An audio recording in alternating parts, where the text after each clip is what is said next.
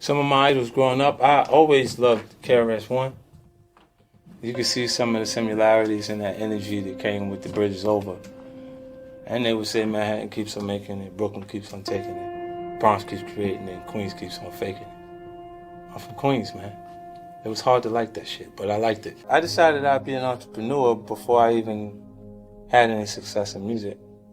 I was hustling with intentions to earn enough money to not have to hustle anymore. Whew, I've been blessed. I've had the kind of career that allowed me to have 2 albums go diamond, selling over 23 million records, and then for me to continue to actually put out projects that creatively kept me content. You know, May 2000, I got shot, so I was dropped from Columbia Records, and then I came back, and the next deal was done in 2002 with Eminem and Dr. Dre. After the actual shooting, I went through a process. A lot of people won't be honest because their image would be up. They've been through the actual experience, but I went through a portion of me actually being afraid in experiences. I was hurt physically. I was hurt bad, so I was afraid, and I was uncomfortable with being afraid. And the only time I wasn't afraid is when I was actively involved in actually looking for somebody connected to it. You look at the bushes. When I see the bushes, I look through the bushes.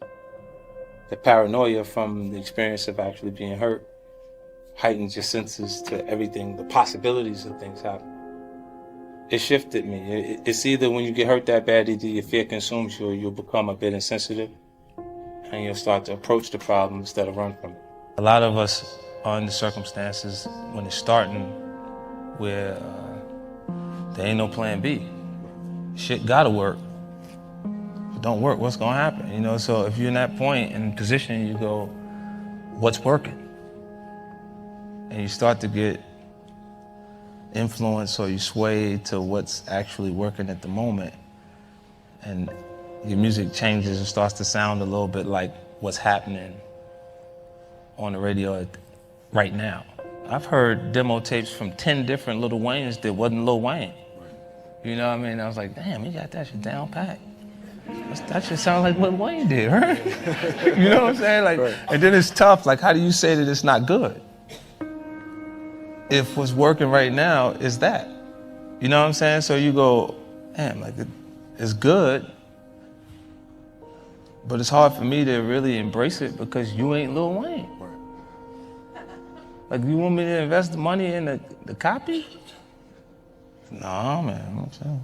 That shit ain't gonna work, man. There's more ruthless people in the business world than in the street. You know, like they just have subtleties to their tactics. How they do things is more, you know. Suit and tie. Yeah, it's not confrontational. It's just, you know, but they're doing it right in front of you. You know, how they're structuring the actual deal and things that they're doing. It's like just taking the money for you. Look, robbery, at least it will give you the courtesy of showing you the gun so you can have those anxieties and feel those feelings that you would feel when you're being robbed. They'll do it on a piece of paper where you feel nothing. And just rob you right there. You see what I'm saying? Yeah. So it's the same tactics with a different approach. And a lot of them, the people that do this comfortably, like handing the contract, the thing that they're not conditioned for is direct conflict. Mm-hmm.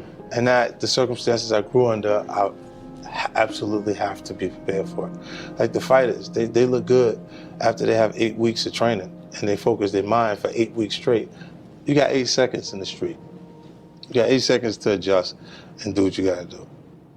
You know what I mean? It's not like it's gonna be, we can go home and think about the fight before you run into the person.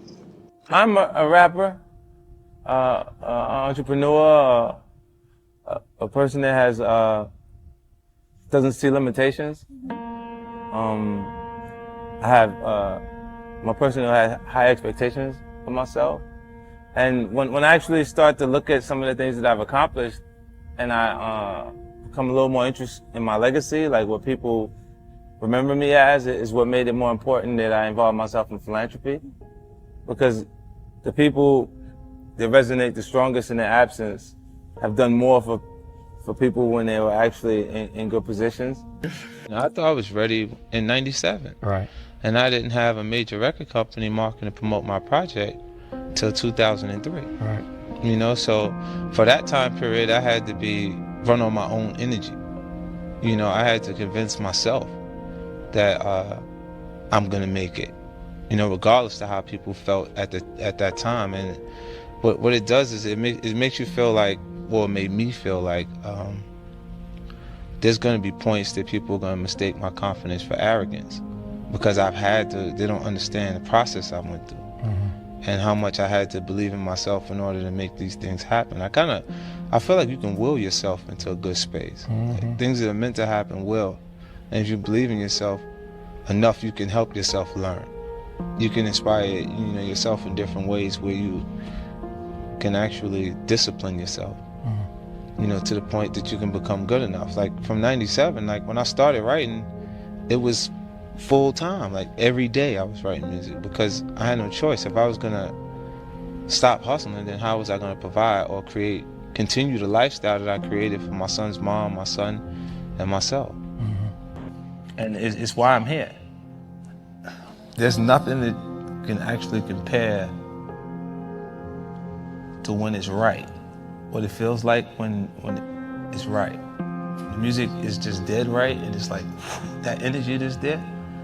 Man, it's a special kind of high that you get addicted to, and you'll chase it for the rest of your actual career.